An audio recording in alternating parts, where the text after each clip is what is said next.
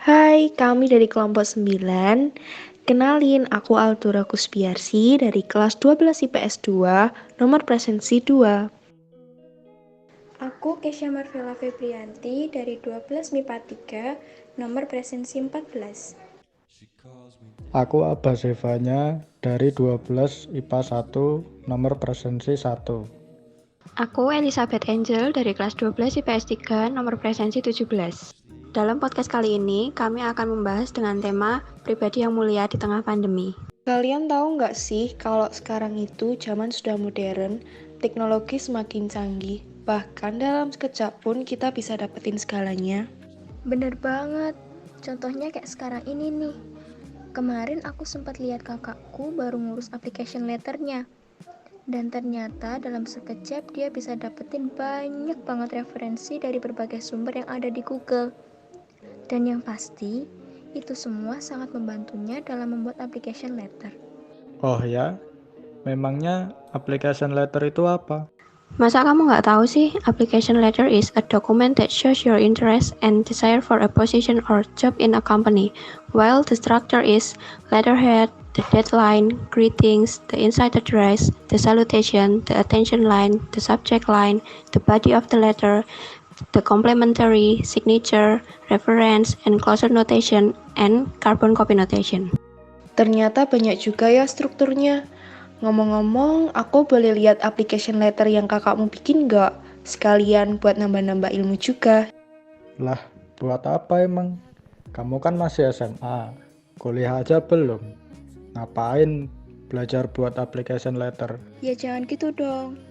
Even though we are still in high school, it can be very useful for us later when we want to apply for jobs. Nah, betul tuh. Lagian kelak, kita bakalan juga bikin application letter buat ngelamar pekerjaan. Jadi, ya nggak apa-apa lah buat pengalaman aja. Iya deh, ya maaf. Lagian kan aku cuma ngomong doang. Iya, nggak apa-apa. Santai aja kali. Oh iya, ngomong-ngomong, tadi jadi lihat application letternya kakakku nggak? Boleh. Jadi gini. Gimana? Paham kan? Oh, jadi gitu. Oke, aku paham sekarang. Kakakmu mau ngelamar jadi manajer keuangan akuntansi? Iya. Kenapa emangnya? Bukannya accounting tuh banyak banget ya yang harus dikerjain. Iya, bener. Memang kakakmu udah pernah jadi akunting. Jelasin sedikit dong tentang pekerjaannya. Gini loh. Accounting tuh kerjanya bikin laporan keuangan. Kalau semisal kamu kerjanya di perusahaan dagang, ya berarti nanti kamu harus bikin laporan keuangan seputar perusahaan dagang juga. Hah? Gimana? Nggak paham aku tuh. Jadi, di setiap perusahaan itu pasti ada laporan keuangannya. Laporan itu dibuat untuk mempermudah melihat rincian-rincian atau pengeluaran terhadap perusahaan dagang tersebut. Jenis laporan dagangnya juga ada banyak. Ada neraca yang isinya akunnya digolongkan dalam debit dan kredit.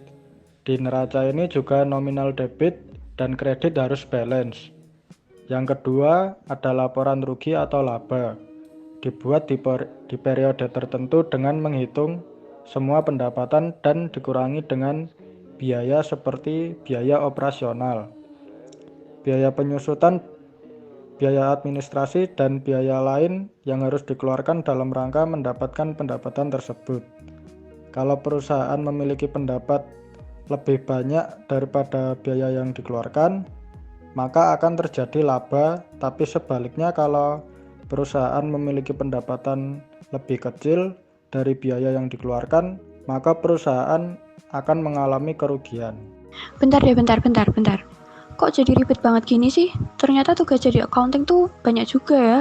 Iya, bener. Dulu aku juga pernah baca kalau masih ada laporan tentang arus kas juga. Laporan arus kas ini penting banget buat penanaman investasi. Karena ketika laporan arus kas perusahaan baik, maka secara mudah perusahaan akan mampu meyakinkan para investor untuk menanamkan modalnya di perusahaan. Secara khusus, fungsi laporan arus kas bagi internal perusahaan adalah mengetahui jumlah penerimaan dan pengeluaran kas secara lebih menyeluruh dan detail. Nah, yang terakhir ada laporan perubahan modal. Perhitungan dalam laporan perubahan modal adalah dengan cara menjumlahkan modal awal dan laba, lalu dikurangi dengan jumlah rugi yang ditambah investasi tambahan. Laporan ini berguna untuk mengetahui apakah perusahaan membutuhkan tambahan modal atau tidak. Wah, banyak juga ya. Kira-kira masih ada lagi nggak ya tugasnya? Secara nggak langsung, laporan-laporan itu bisa membantu internal dan eksternal perusahaan loh. Maksudnya gimana tuh? Jadi, laporan itu berfungsi untuk internal perusahaan. Antara lain bisa evaluasi bisnis, gimana pengeluaran dan penghasilan dari bisnis. Budgeting buat kedepannya untuk mengetahui usaha sudah bisa diperbesar atau belum. Itu kalau internalnya. Kalau eksternalnya kayak gimana? Kalau eksternalnya itu buat mengetahui performa perusahaan bagi investor untuk berinvestasi dan untuk kepentingan pajak, dan juga para auditor dalam menilai kewajaran dari laporan keuangan itu. Wow, mantap.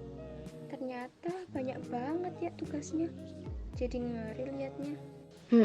Kalau salah sedikit, pasti harus ngulang lagi. Tapi nggak apa-apa, asal ada tekad dan semangat pantang menyerah, pasti Tuhan buka jalan kok. Semangat! Iya, semangat. By the way, aku kok masih kepo ya sama kakakmu. Dia tuh di sana tinggal di rumahnya sendiri. Terus jarak rumahnya kakakmu sama tempat ngelamar kerjanya itu jauh apa deket? Kakakku tuh belum punya rumah.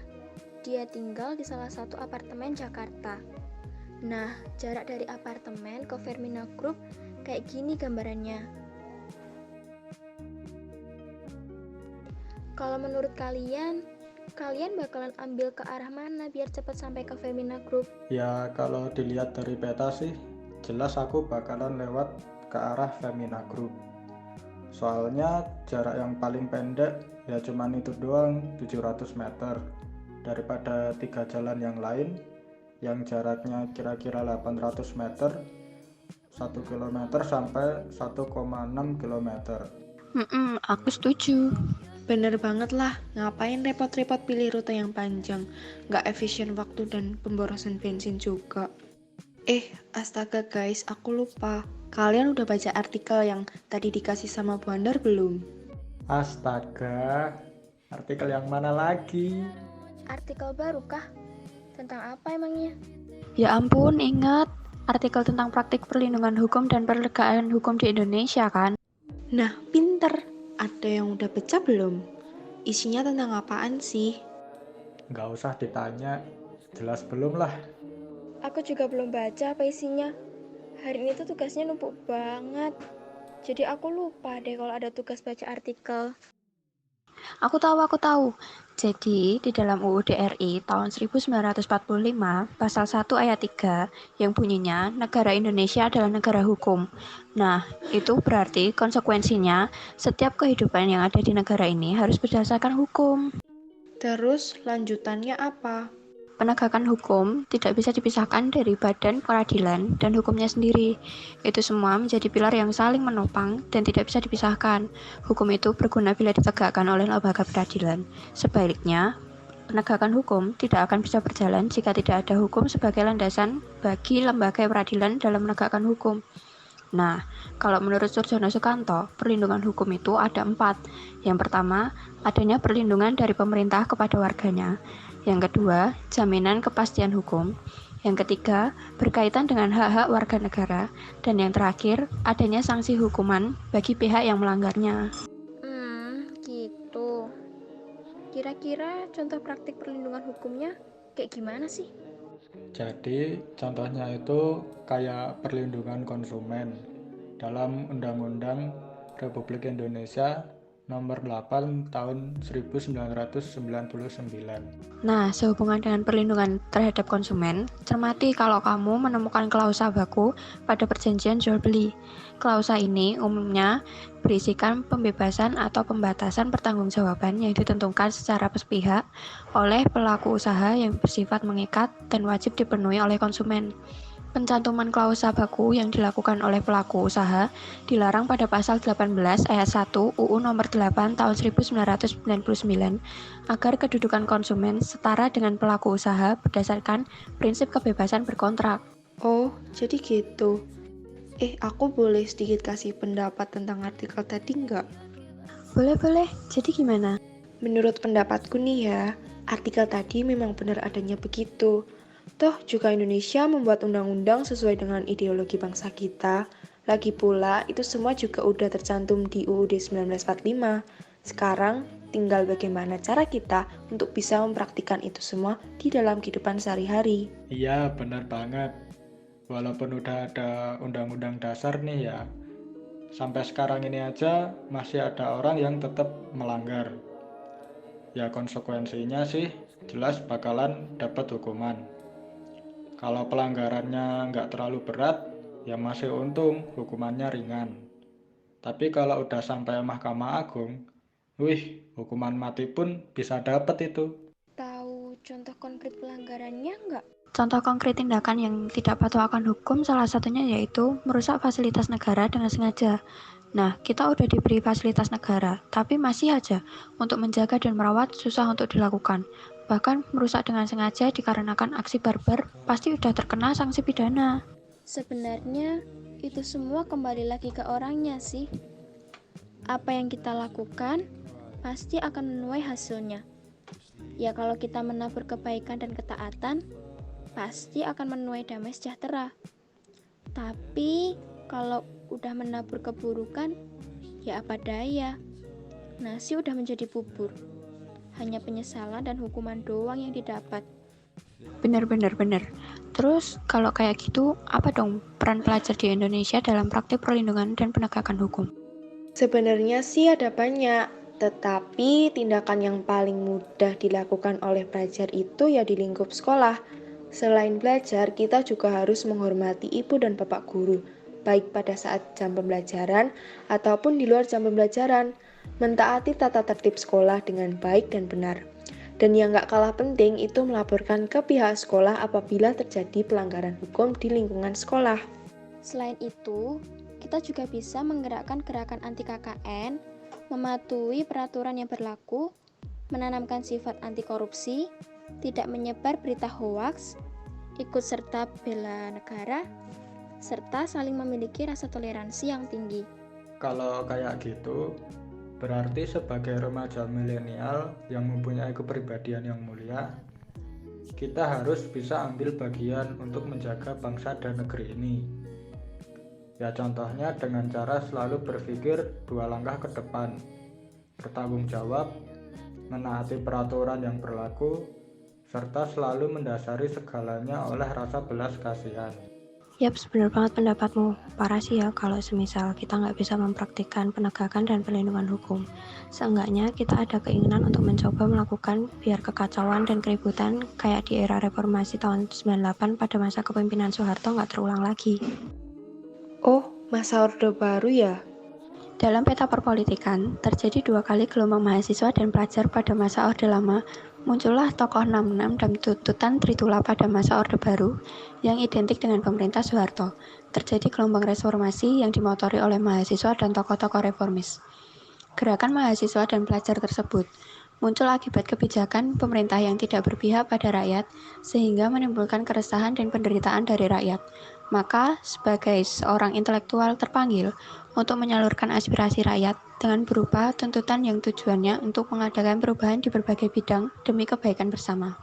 Kalau aku simpulin dari pembahasan kita ini, peran mahasiswa sebagai agent of change yang berdiri di barisan paling depan menyuarakan aspirasi rakyat adalah yang paling sering disuarakan mahasiswa saat melakukan perubahan-perubahan terkait kebijakan pemerintah melalui serangkaian aksi yang dilakukan.